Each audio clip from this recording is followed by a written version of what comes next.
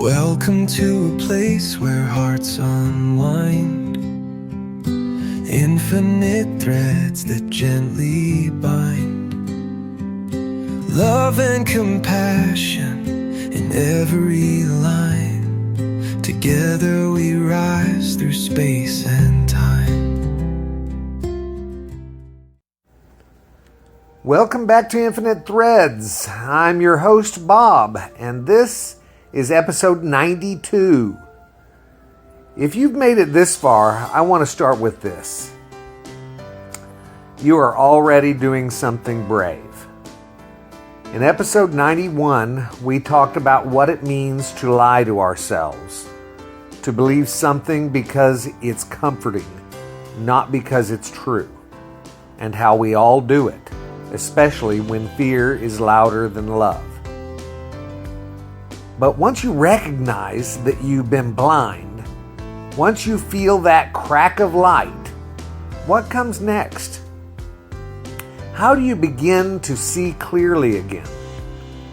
How do you stay open without collapsing?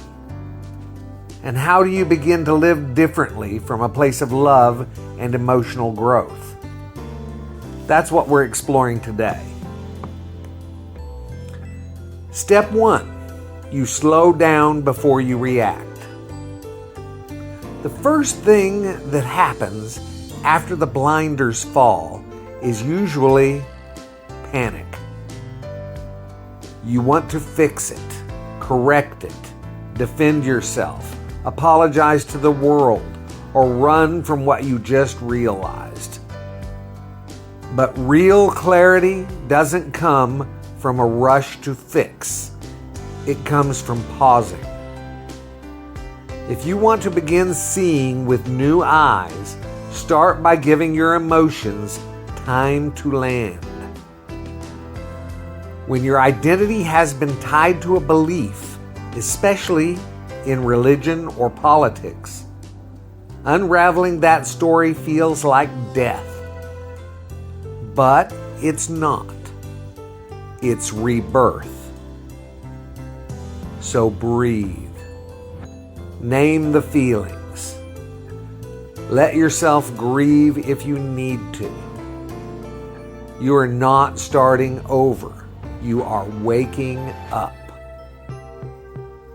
Step 2. You don't replace the old blinder with a new one. Here's a trap many fall into.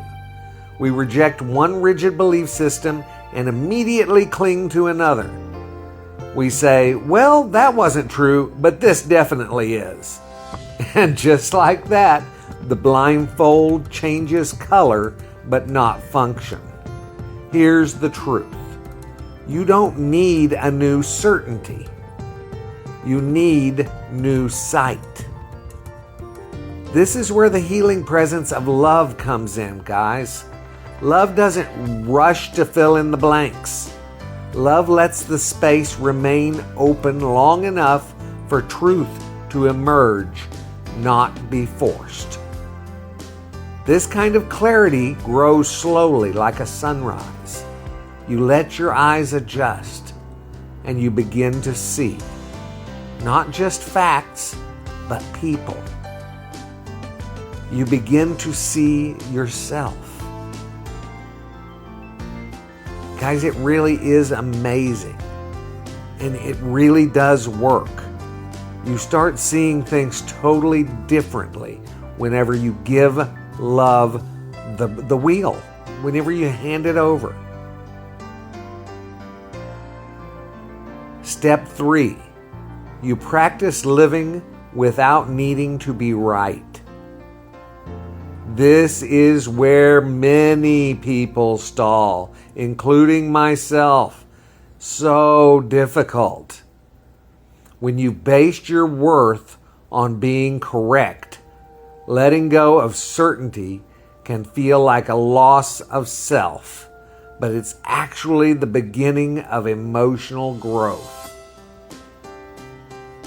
Instead of asking, "Am I right?" try asking, "Am I listening? Am I growing? Am I loving? Am I creating space for others to be human? These questions are very, very good, guys. This is the thread of compassion. It doesn't demand agreement. It seeks understanding. And when that becomes your posture, you don't need to be right. You need to be real. You need to be present. And you need to be loving even when the room is full of tension. These are decisions. We've talked about this before. These are decisions you make. You can do it. You can do anything that you decide to do. Step 4. You let love inform your direction. Once you've opened your eyes, the next step is living from what you now see. That doesn't mean throwing everything away. It means asking new questions like, what would unconditional love say here? Does this belief create more connections or more separation? Is this action rooted in fear or in freedom? What am I protecting and why? The deeper you go, the clearer it becomes. You should ask these questions all the time, in everything you do, in everything you believe. Question. Love doesn't blind us, it reveals. And once love becomes your compass, clarity becomes less about control and more about compassion. You stop needing the world to align with your views. You begin showing up as a healing presence instead. And wouldn't that be amazing? Can you find any fault in that? Step 5. You rebuild relationships with truth at the center. Now that you've begun to see, what do you do with the relationships built during your blindness? You don't have to burn bridges. Remember, we love everybody. They are part of us, always. You also don't have to lie to belong. What you can do is this: speak truth with gentleness. Stay rooted in dignity. Make room for discomfort. Keep love at the center of your conversations.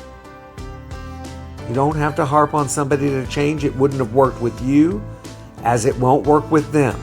You have to help them find love first. Love has to be the center. That is how it works. So you don't try to make people change how they're doing things. They're not going to see it. Unless they're looking through the lens of love, they will not see things correctly. Sometimes the most powerful human connection happens after you shift. When people see you choosing kindness over certainty. When they feel you choosing curiosity over pride. When they hear you say, I don't have all the answers, but I'm committed to love. That is the thread that weaves us back together. You know, sight is a daily practice. Seeing clearly isn't a one-time awakening. It's a daily decision to remain open, a decision to remain honest, a decision to remain humble enough to change. And here's the gift. When you begin to see again, not through the lens of ego, but through the lens of love, you don't just change how you think. You change how you live. You soften. You listen. You become light to others who are still stumbling in the dark. You become the very presence you once needed. And that, my friends, is the kind of clarity that changes the world. Thank you guys for walking deeper with me today. Seeing clearly isn't easy, but it's worth it. And you are not alone. And trust me, it does get easier and easier until it's second nature. You are part of something bigger. You are held by a thread of compassion that doesn't fray. And you are being led not by fear, but by love. Until next time, stay open, stay grounded, and keep seeing with the eyes of your heart. I love you all very, very, very much. And you know what I need you to do. Go out and pass that on. Later, Gators. Bye-bye.